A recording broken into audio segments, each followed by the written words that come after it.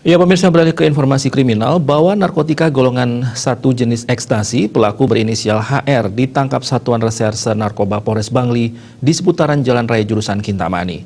Ekstasi itu akan digunakan untuk pesta narkoba.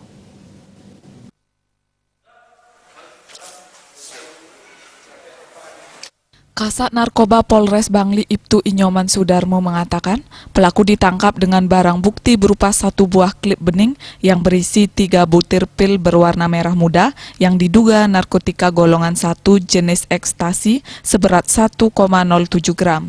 Selain pil juga disita 1 unit sepeda motor, 1 buah jaket, dan 1 buah handphone. Dari hasil pemeriksaan, pria 22 tahun asal Gianyar ini mengaku mendapatkan barang haram tersebut dari seseorang yang berinisial MR yang berada di lapas. Rencananya akan digunakan di wilayah Kintamani.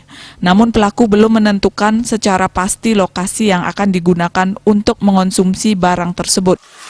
Dari Denpasar. Dari Denpasar, dari seorang berinisial siapa mungkin? Nah, dia tidak menyebutkan namanya. Inisialnya WR misalnya. WR ya? Katanya di dalam juga. Di dalam. Tapi dia mau hasilnya sendiri. Dan penyidikan lebih lanjut kami amankan di Mako Polres Bangli.